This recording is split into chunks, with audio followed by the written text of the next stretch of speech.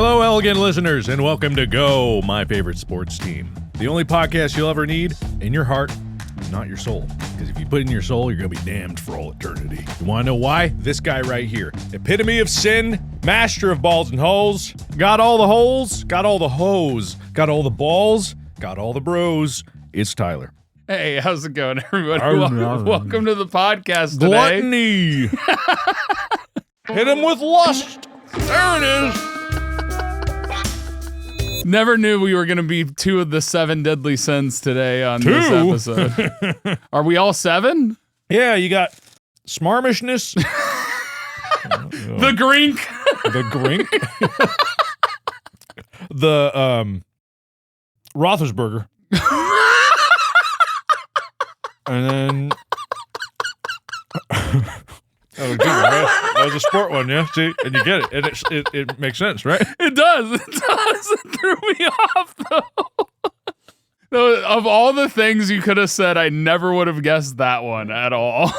That one speaks for itself. I mean, let's be honest. Really, Deshaun Watson, there you go. No, but today we actually are back in the studio together for the first time in a little bit. You're finally healthy again. I got sick, and I had, when I get sick, I'm not able to work, and when I'm not able to work, things pile up, and people get really mad. Which is strange that my life has gotten to this point where that is even an opinion of anyone else that they can be mad that I can't work, but here we are. Well, I didn't get mad. I know you didn't. I didn't you. Not you. Not him. Not him. I made things work and got a bunch of episodes done with various different guests. We talked about speedrunning, GDQ, even had Mari come on, who was a member of the Game, not the Game Grumps, the Smosh Gaming. Same thing, am I right? Bit similar, OG Same YouTube, thing. totally. Yeah. But ballet dancer and talked about ballet and Survivor, and then kind of that sort of stuff with her sport life and what she's doing now. So had some really interesting episodes. That's good. Not too interesting without me. Nothing was really said bad about you at all. I can't have Wade holding it over my head that he somehow got another most episode of me. Listen, the Creator Clash 2 episode, the analysis one, is still the most listened episode by far. Great. And you were a part of that. Great. You were a big part of that. Great. So. Great. That's all I need. We haven't talked about the fact that the third one got canceled. Yes, it got postponed. I actually was working on an episode for it, and it got postponed, and then it got canceled. Which is a shame. Like, it honestly is a shame. I know a lot of people. There's a lot of other opinions that get injected into that because of the things around it. But I'm genuinely, sad, not disappointed. I'm not saying it's disappointing, but I'm sad that it's come to that and that it was canceled because I feel like, all right, well, we can get into it later. Let's get into it later. There's other things we need to talk about first. Like Caitlin Clark's injury and non-participation in the All-Star game because of the groin strain. What? No! Yeah, because refs weren't calling fouls early enough and people were beating up on her, and now she is officially withdrawn from participation in the WNBA All-Star Game and the WNBA three-point contest. That's a damn shame. Unfortunate. You know what I think it is? It's because you got sick and the WNBA All-Star episode we originally had planned was not able to be recorded and done properly, and therefore Caitlin Clark was like, the Caitlin Clark podcast is not covering this. I shouldn't even be involved in groin! This. Oh, my pain! Yeah, I get it. I understand. Yeah. Well, that is unfortunate. And, butterfly effect being what it was, it is extremely unlikely and would be extremely egotistical for us to say that that's the cause. But I'll take all responsibility. And we hope you heal quickly and properly. And dramatically, so that it can create more news. And epically return to triumphant, awesome basketballness. He can speak good sometimes. Sometimes my brain works. All right, anyway, so there's this other thing on the subreddit, just to acknowledge the subreddit. Have you seen the alignment chart? The alignment chart? The alignment? You haven't seen the alignment chart? Oh, I did see the alignment chart. Yeah. But it's I know it's a joke. But weirdly enough, it's very accurate. Yeah, it's pretty accurate. And I think it coincides with your ever-shifting, evolving opinion on what is and is not a sport. Your nebulous, wishy-washy, I don't know, this is a sport. I never said it was. It hasn't been wishy-washy. There's set criteria. Wishy-washy, super wishy-washy. Anyway, so we have 3 across the top. We got the competition column is up on the top, and on the left is athleticism. And if you haven't seen one of these alignment charts, so you got the good, or you got the good, neutral, evil, chaotic, neutral, SpongeBob, lawful. That's it. Okay. So you got, but you got athletic, purist, neutral, radical on the left for going from top to bottom, and then competition, purist, neutral, radical, radical going from left to right across the top. Couldn't have described that any worse for the listeners, but then again, get your ears checked. Yeah, it's not your talking, it's their listening. Exactly. So in athletic purist and competition purist, this is a good example of it. It's not the only example of it, but you have boxing is a sport, right? And their competition thing involves multiple competitors directly interacting with each other within the gameplay. That's competition purist, which is funny because they say multiple competitors, and each of the one in this column is a single player. But success is largely determined by physical strength and fitness, and they have boxing as a sport. And I think that's just a general umbrella. Like you can put football, soccer, baseball, all the ones there. that don't have any judges in the sense of determining scoring. Yeah. Athletic neutral means success is determined by successful executing difficult physical action. So they have billiards as a sport. On the next one when it's competition purist for billiards. Yeah, so you probably like darts, beer pong, things that are like... I would put bowling in there as well. Bowling's to the right of it where it's like, multiple competitors with set win conditions. Anyway, athletic radical requires no difficult physical component where they say chess is a sport. Yeah. Which is interesting. Also in athletic neutral, probably racing. Because you do need athleticism, but it's really not the peak. You're not sprinting, but you need like the endurance, leg strength, and your neck strength. And I'm not saying it's not there, but it is not quite boxing. The amount of pressure you have to put for braking too. Yeah, that's why I'm including that. But I'm saying it's still not boxing. I would say like dressage, but dressage has judges. Never mind. Dressage. That's the horse shit. Yeah, the horse shit. That's further over. That's not in competition straight. And then it goes competition neutral is gymnastics, bowling, and science fair. Science fair at the bottom. Yeah, it's a fascinating thing. And you got to admit there is competition in that. Correct. It requires no physical activity. It requires your brain, and there's multiple competitors with set win conditions. It's beauty judged. Contest. Huh? Beauty contest. Where would that fall in here? Or like pageants? Would that be? I don't know. Competitive, neutral, pageants are so bloodthirsty. I'd put them in competition purist because it's just like it's purely. Okay, but then there's like no athleticism. Though. Yeah. Well, minimal.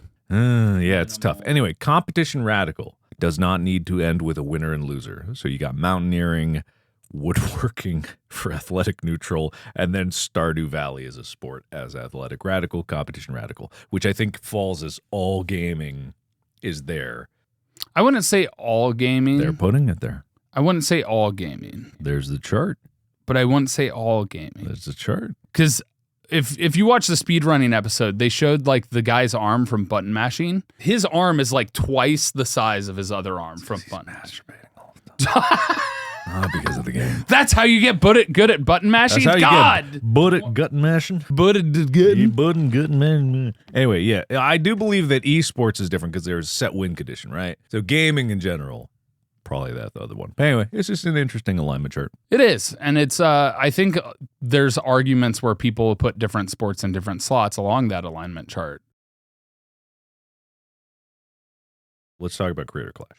For those who don't know, it was going to happen this year. It wasn't really, there wasn't a lot of buzz around it. And, that probably also is something. There was some major controversy of somebody got mad about something. And so other people were dropping out. And yeah, it's a complicated situation that I actually don't fully know because I've been detached from like the greater influencer sphere for a while now. Yeah. I haven't been paying attention to anything and I don't pay attention to anything anyway because I've been so busy. But what sucks about this is there are so few events that are, I hesitate to say purely creator driven, but there are not that this was purely creator driven, but it was mostly creator driven. Creator Clash by creators, for creators, with creators. I think that there's something to be said about that, especially in a competition where it's not all just the same 50 top people. And some people were saying like that was a discredit to the event. Like, it doesn't have all these top people. It's like, No, but it gives people a stage and an opportunity from different parts of YouTube, and yeah, and it's like there obviously is an audience for that because they all have their own audience. People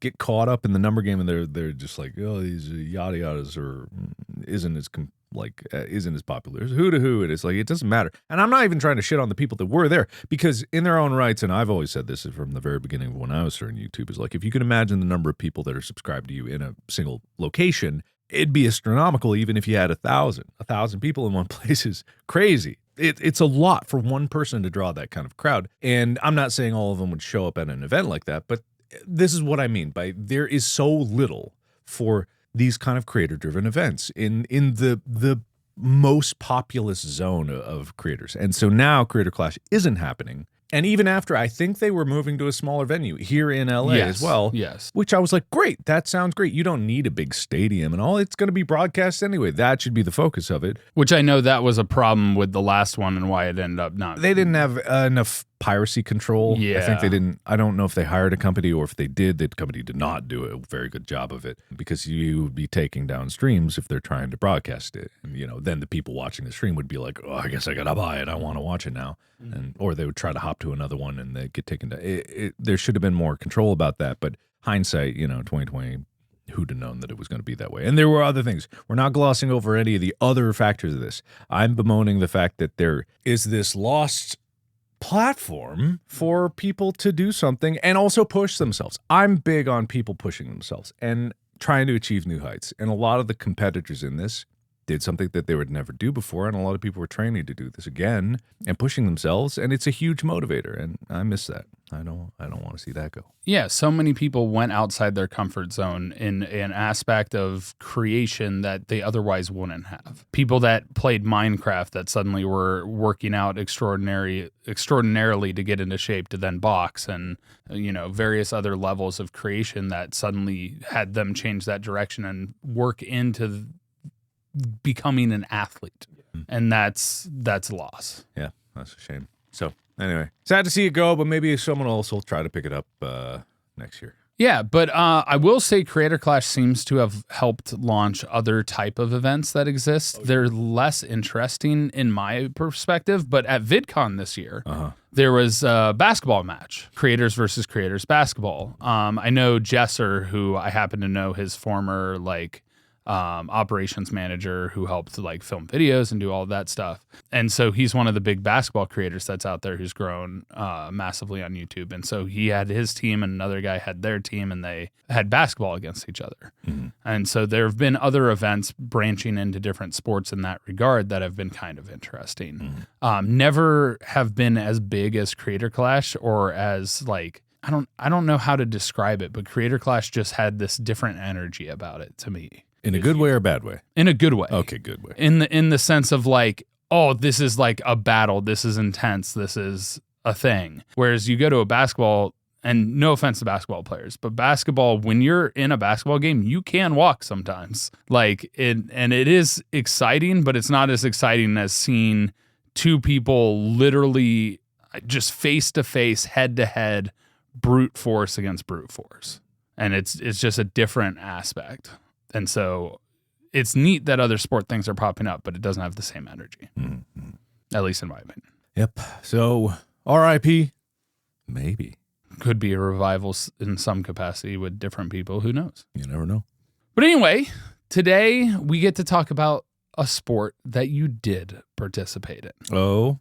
Yes, because today, the 2025 American Outdoor Track and Field Championships and Para Track and Field Championships start. Oh, wow. It's time we talk about track and field. This is the Olympics, the pre-Olympics. I know everyone's like, track and field only takes the Olympics. There's a lot of competitions that happen. This is the main one before the Olympics, right? Well, there's the Olympic trials that exist before the Olympics, but I'm talking the actual competition outside of the Olympics. Yes. This is the one before. Yes. So this one is taking place in Eugene, Oregon. For those of you that don't know, that's where Nike got its start. And so athletes from all over the United States are coming in, and para-athletes from all over the United States are coming in to compete for the national championships. Now, the events in this are pretty common track and field. You have all your track events from 100 meters, 400 meters, I'll get a list steeplechase. of all track and field events. Here we go. You've got steeplechase, you've got hurdles, you've got sprints, you've got endurance races, high jump, pole vault, discus, hammer throw, javelin. There's actually less than I thought there would be. I thought there would be like hundreds. No, you've got a 100-meter sprint, 4x4 relay, 110-meter hurdle, 3,000-meter steeplechase. Yeah, high jump, discus, hammer throw, javelin, pole vault, high jump, long jump, triple jump. It's not like swimming where they just try to throw in every other arm motion they can, right? Laugh. No! I swam in college. I will not laugh at you. Yeah, but you think you got a few too many, you can admit. But there's a lot more different ways to swim than run. There's a lot of ways you can run. And they'd all look just as stupid. What if you run the wide leg run? Or if you got the one hoppy, one sidey run, The crisscross applesauce. Yeah, exactly. The shuffle. Backwards. The hopscotch. There's plenty of ways the you skip could run. the doodah. Yeah. Oh, you got to wear a skip it and go. Yeah. Moon shoe. 400 relay. The trampoline 100-meter sprint. Oh, that's just the super high jump, Yeah. And then you got the moonball bounce where you just bounce it and it goes as far as it can. What's a moonball? Moonball, like the crazy bouncy ball? Oh, I knew moon shoes. I didn't know moonball. You didn't know about the moonball? No, I didn't know about the moonball. Wow. That's why I'm saying I didn't know about the moonball. Wow. Wait, wow? What the fuck? Such a sad, poor childhood you had without the moonball. This doesn't even look that expensive. I bet I could have bought this. Oh, this is. $45. Wait, what? Oh, it's a 6-pack. Okay. All right, okay.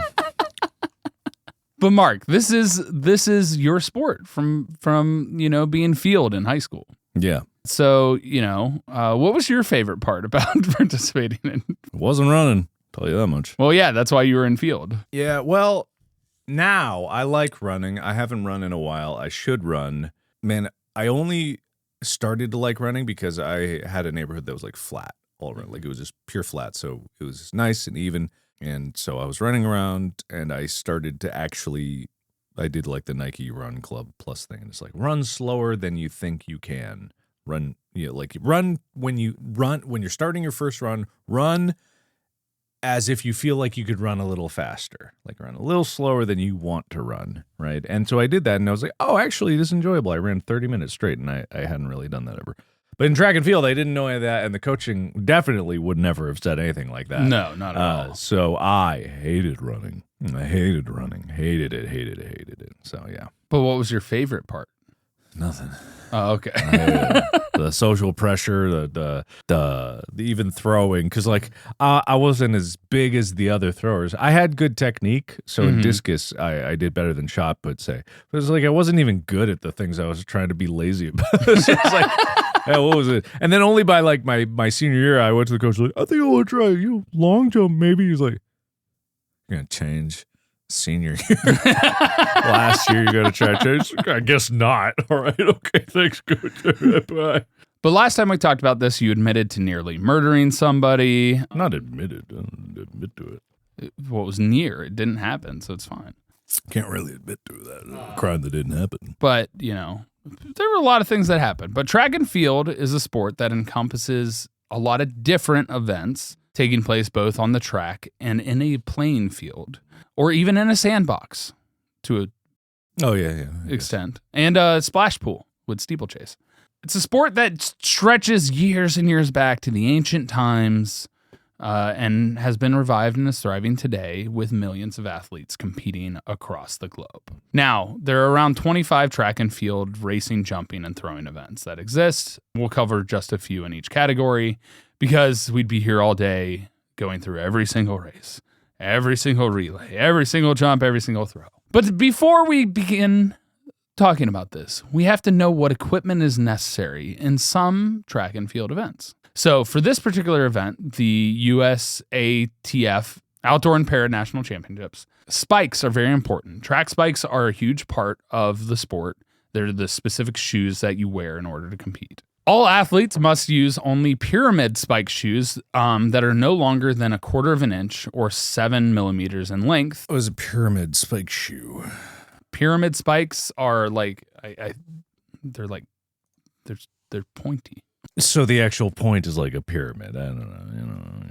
It makes sense once you look up a picture. Maybe it made sense to everybody else out there, but when he said pyramid spike, I didn't immediately know what that meant. It's a spike shaped like a pyramid, actually a four-sided pyramid, to be specific. It looks more like a cone to me.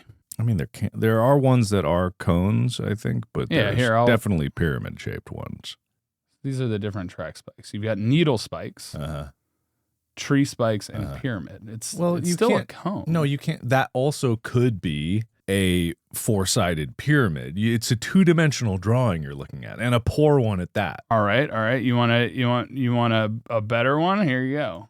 Yeah, those are still flat on this. This is also the most low resolution image ever. It looks better on my screen. What the hell? Very tiny. But I don't know. There are ones that are pyramid shaped, like a four-sided pyramid, and then there are ones that are cones, but they have shaved sides. Yeah. So a pyramid spike. It's a sharp thing on the shoe. Yeah, it is. It's not a needle, and it doesn't have extra grippy little things like the tree spikes. Yeah. And that's so that they don't tear up the track and they don't tear up the plane surfaces. Why don't they just run barefoot? Why don't they run in the dirt like they used to? Why not?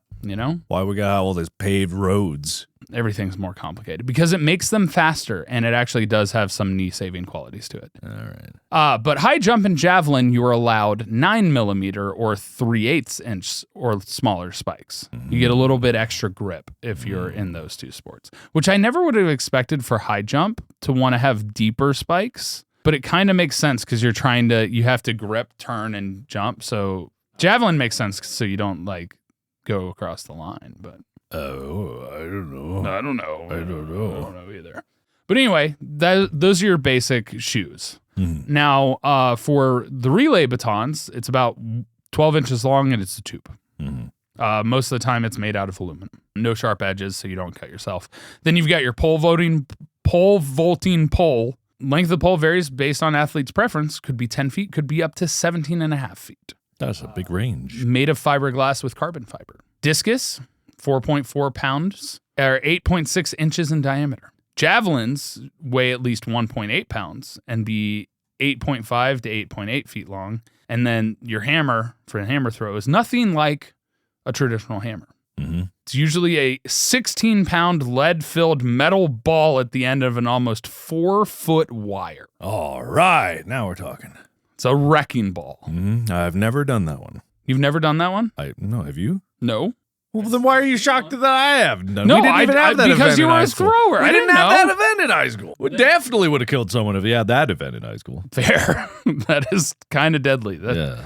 Also, 16 pounds is a lot. It's a lot, and I don't think that the curtain, the net around it, I don't think would have been rated for that. Yeah, that's fair. That's fair. The cost and protection needed. But now there are several events. We talked about, your traditional running is like sprints or distance, and you're running around a 400-meter running track. That's the full length around the track. It's about 176.91 meters long and 92.5 meters wide with 8 1.2 meter wide lanes. Mm-hmm. You're going to be able to build your own track at the end of this, baby, Mark. No. You expect me to remember how tennis was done? But the innermost lane is the one that actually is measured to be exactly 400 meters, whereas the outside lane actually ends up being 453.7 meters in length, which is why they have stagger starts when it comes to running a 400-meter race or even further distances. Mm-hmm. Then you have your steeplechase, which has the 4 fixed obstacles. So you have the 1 water hurdle at the track. Oh, there's more than just the water hurdle? Apparently. 4 fixed obstacles. 1 water hurdle. The obstacles are 3 feet high and 13 feet wide. And the pit filled with water for the water jump is a 12-foot by 12-foot square with water up to 2 feet deep. Okay. I think the other parts of the steeplechase are just traditional hurdles. Uh-huh. So you have 3 separate hurdles you go across. Then you've got your field events that we're focused on. You got high jump, which has 3 parts, takeoff area. Then you have the vertical bars that you go across, and then the crash mat. Because if you don't have a crash mat, you're going to smack dab hard into the ground, and it's going to hurt. Did you know that high jump actually didn't used to be the technique where you go backwards? Yes, everyone knows that high jump used to not be the technique where you go backwards. People used to dive over. I feel like that's the most recited track and field fact that probably everyone knows. Well, now we have also made sure everyone else We got to tell them lies. Things that, did you know that they used to fly? I don't know. I can't lie. I don't know. We didn't run. We had wings. Yeah, back in the day. Did you know we used to be little single-cell organisms that would just scooch along? That actually is true. Actually is very true. Pole vault runway, by the way, is at least 40 meters long with a 1 meter long box that's 60 centimeters wide at the front and 25 centimeters.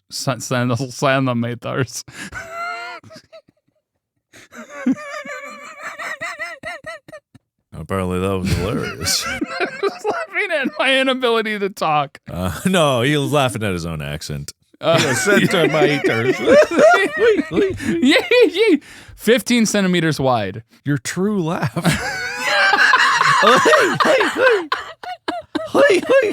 Which is crazy to think about. You're running with this like 17 and a half foot long pole, trying to put that into this catch area that's only 60 centimeters wide and have it slide in as smooth as possible without losing momentum into that notch to then launch yourself over the bar.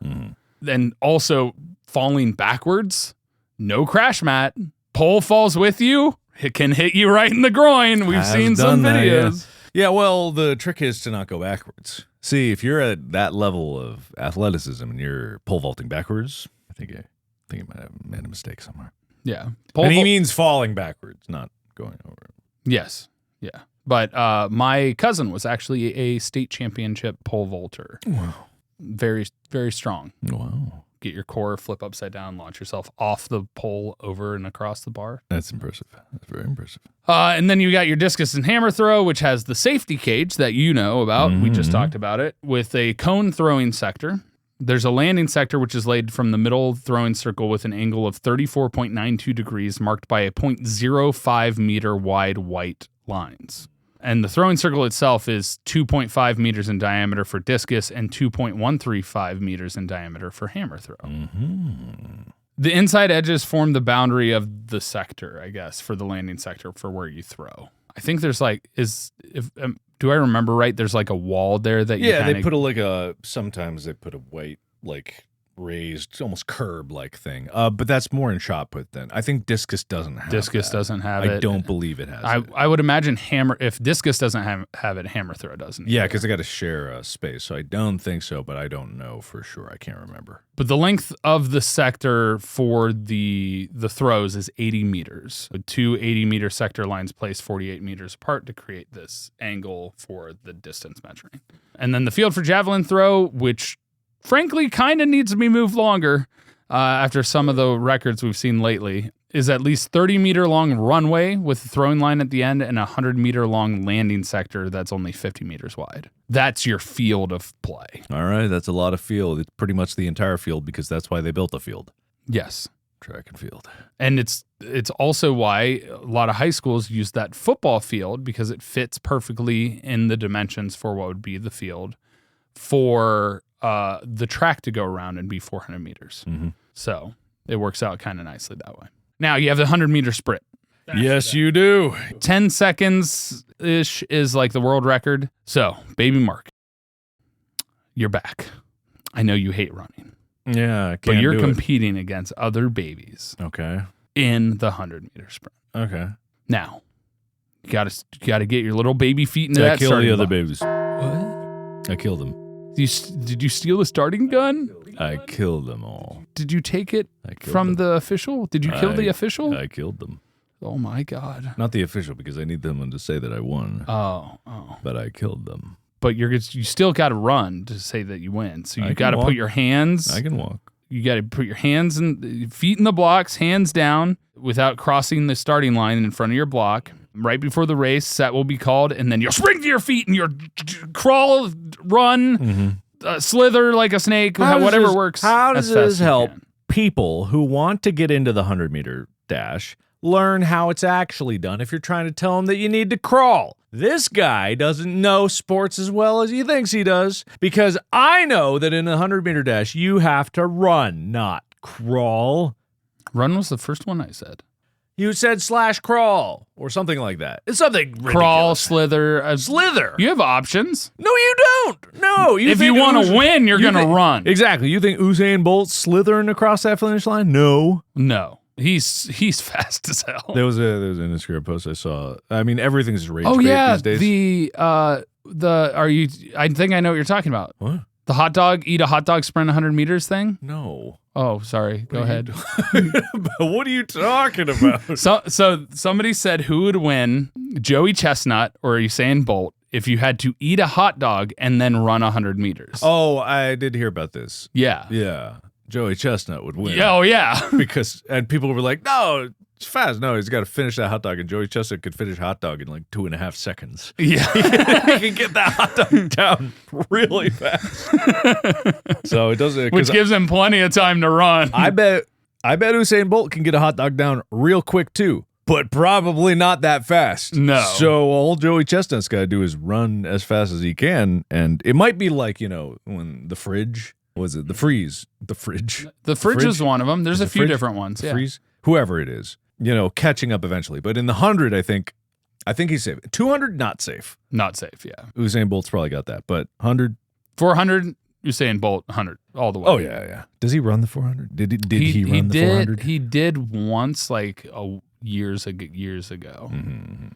That's the longest event that's considered a sprint in track and field, I believe. It's actually just a bit more than the human body can sustain a sprint at, a full out sprint. It's like, and I know people are like, but what do you mean? People finish all the time. It's like, no, you ask any 400-meter sprinter, that last 50 meters, you got nothing left. Yeah. You are out by then, and you have to just sheer willpower your way to the finish line. I'm curious if you looked at the biochemistry and metabolism relating to glycogen use, if that distance is when you start being depleted. Yeah, it is. It absolutely is. That's when your anaerobic capacity, doesn't matter if you're the most elite athlete in the world. Your cells and human body only has so much immediate sugar to use up with anaerobic oxidation.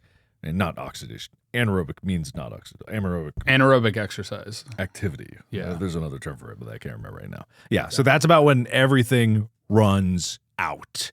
And so you have to switch over to aerobic, which is much less efficient. So you're just desperately trying to get sugar into your muscles, which is all gone. Which also brings us into the 4x400 relay, which is also known as the 4x4, where 4 different people run 400-meter sprints and they hand the baton to each other. Mm-hmm. Very team-oriented. The place where most people get in trouble is the baton pass, because there's a window where the person who's sprinting kind of needs to slow down while the other person speeds up and gets a clean handoff to the person in front of them. And they have a certain window. I forget how big it is.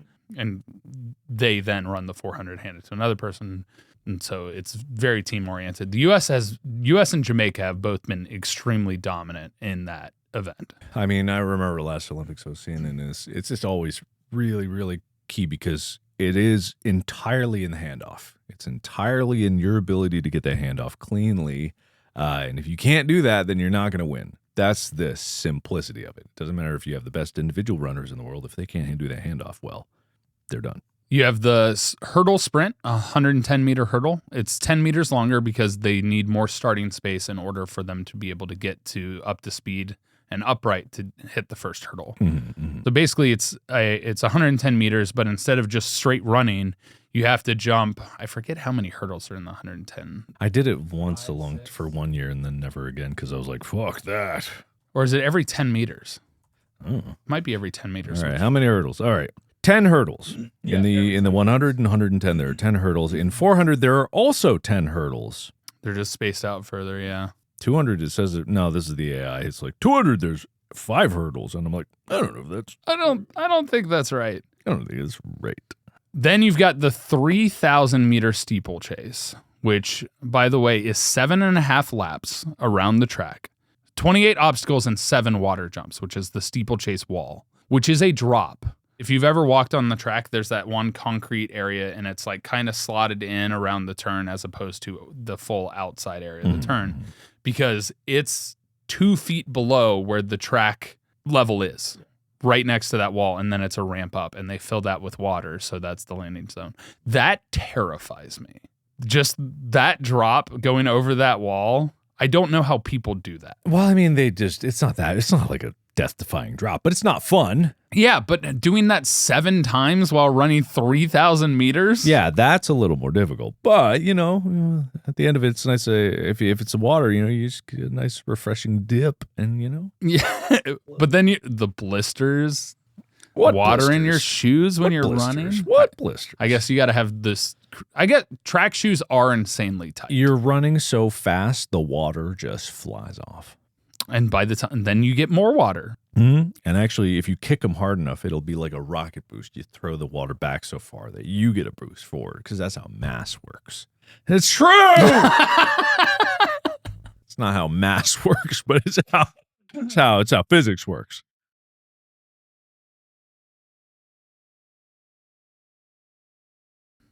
So now we're moving on into field, because those were the main events, because we talked about hurdles. Now you've got field events. You've got your high jump, where you'll set the crossbar at a height and everybody will go through and try and reach that height in the jump. You can run towards the bar, jump as high as you can, get over the bar. Head first or feet first are allowed, which I don't know how you jump feet first. I guess if you just jump straight over it. If you do a handspring, so you run up and you go boing. Is that legal? I don't know if that's legal. What does legal even mean anymore in 2025? That's a little too real. What do you mean? But the most common way is via the Fosbury flop, which was popularized by Olympic athlete Dick Fosbury, and you get 3 attempts each time you jump. The Fosbury flop is the one where you turn and actually go backwards over the bar. Discus. You want to describe discus? So frisbee? Okay, imagine your frisbee's heavier, and instead of throwing it outside, you got to curl it in under your hand, and then you got to figure out how to launch that bad boy as fast as possible. And because we're not built like trebuchets, we have to spin to gain momentum. So you spin real fast, and then you hope and pray that you get it thrown in the correct direction and at the correct angle, because there's no controlling it. It's all random. You can't do anything. Once you're in the circle and you start spinning, it's in God's hands. You can't really tell which direction it is. Maybe you can count the number of steps and get a pattern, but... I think I've told this before, but one time, this was in shot put, non-discus, I think. And I go up into there, I think it was like freshman year or something like that, and I get in there. And I had practiced the half spin. Or half spin is just not a full spin, because I wasn't ready to do a full spin. So I get in there, and so a half spin starts with you facing the other direction, because you're going to spin around 180 degrees. And then the officials there, when I got in, I was facing the wrong way. They started laughing at me. I said, "I think you're facing the wrong way, buddy." Patrick Warburton was my official there. "I think you're facing the wrong way, pal." And then I was like, It's a half spin. And then but the thing was, after I said that, they were like, "Oh yeah, that's a thing." Why did they laugh? They knew that was a thing. What the hell? They're just trying to get in my head. It was an away meeting. I was like, they're messing with you. You're not good enough. We're rooting for the home team. Admittedly, I didn't do well, but then again, my not well was about as good as I could do. It's just that I didn't. My best was not that good in comparison to the others. And for the record, before people are like, why don't you throw it overhand and let it roll? It's where it hits first that they measure. In both, in discus and I know I switched to shot put there, but it's both. Yeah. Discus and shot put. And then javelin throw, it's where it sticks into the ground, ideally. I don't know if it counts if it doesn't stick. What I think they should do is they should develop a technique where instead of running and just running it straight, they actually start bouncing it so it's got a wobble, and so as it's going up in the air, it'll flap and it'll go farther. That's funny with my shoulder exercises. You know those body blades where it's the shake wobble? weight? No. He's shake weighting. It's the wobble blade. It's the big long blade and you go. Wobble blade. It's not a wobble blade. I said what it is. It's a body blade is what it's called. I'm not seeing anything for wobble blade. Body blade. Okay, all right. I've seen this before, and like this is just because people were embarrassed about the shake weight. I think the body blade existed before the shake weight, actually. They're both embarrassing. Well, the body blade works really well for when you have to do moving motions while shaking. I do believe that the body blade probably does work. And I do believe that the shake weight, I firmly believe the shake weight probably is like the greatest exercise you could ever do. But no one's going to do it. I broke a shake weight on a charity stream recently. Damn. I was shaking it and it just exploded. I bet it did, man. I bet it did explode. Shut up. Oh, man, it exploded all over you, didn't it? Oh, man. Shut your mouth. Do they even make those anymore? They do, yeah. Okay, all right. Because I was, it was like if it was an old one, it would make sense. But hey, you know, I don't know how old it was. It was somebody else's shake weight. Don't. Don't. I didn't say anything. I don't even know. But javelin throw. I bought one of these. I went to Amazon. Last purchase December 29th, 2010. Oh. That was before I even started doing YouTube. I bought one of these. I remember I did. I don't think I used it very much. Was it a lighter one? What weight? Oh, so heavy. This is the biggest one they got. It was 100 pounds. Huge, actually. Huge. Gigantic. Has anyone done like that has to be a YouTube video that someone's done, like a 30-day shake weight challenge. And I'm looking it up right now. Instead of 100,000 steps, 100,000 shakes. Okay, I'm not seeing that many. This is an opportunity for anyone that wants to get their own YouTube channel off the ground starting. This is a great first video.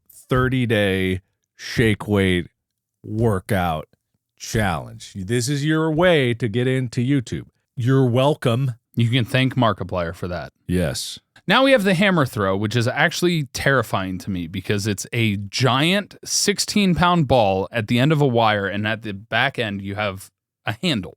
And you hold it and you spin and then you release and hope it goes the right direction. Yep. But you wind up in circles. I don't know if you get 6 attempts to throw it as far as possible, and the furthest throw wins. 6 Damn. Attempts. Because it's so unwieldy. Javelin also gets 6 attempts. Discus also is listed as 6 attempts, and high jump is 3. I was just curious to see how many people have died from the hammer throw. Last person that was killed was just this year, January 28th. Man was killed by hammer throw after it cleared the safety barriers and hit him. Yeah. He was apparently trying to shield his wife and son. Well, that's honorable. Horrible for them. Yeah. Terrible. Yeah. It's also why I'm like, we got this stuff. Look, Javelin's pushing it. Javelin is pushing it. The people have died from Javelin too. Because the officials run out in the field so fast. Yeah. I watched that and I'm like, what are you doing? It's in the air. Yeah. They're like all standing on the side. I'm like, I'm behind there and I'll run out. I don't care how long it takes. Don't hit me with that. And then you got the pole vault, which long runway, dominant hand about a foot below the top of the pole, and the other hand is about 1 to 2 feet below. You run, slide it into the slot, use the bull springing ability, launch yourself up and over, feet first, feet high, and then come across and fall to the depths to the crash mat. You only get 3 attempts to get as high as possible. And also, all of these bars that you're going over are designed so if you hit them and they fall off, it disqualifies that attempt. This is a safety measure as well, because if the bar was steady or otherwise, people have gotten hurt running into a firm bar. I see. You know what's interesting? Hammer throw. The world record for hammer throw was set by Yuri Sedik of the Soviet Union in 1986. Wow. That record has stood. And not only that, this guy has gotten like 10 of the top 20 spots, but the most recent one that I see that has cracked the top 20 in recent years was in 2005. That was the most recent, and that is only the 14th farthest. Wow. It has not been broken. 1986 was apparently a ridiculous year for this. And it's not just that they all took place in the Soviet Union and they were all measured by something. There was a steroids? Probably, I don't know. I mean, I imagine. But also, this happened in London. You got Budapest, so it's other places. Rome. You got other places that these competitions in 86 specifically is like first, second, 4th, 5th, 6th, like 9th, 10th, all of those, 86. So 86 was crazier, and it's this guy and another guy by the name of Litvinov from the Soviet Union. Wow.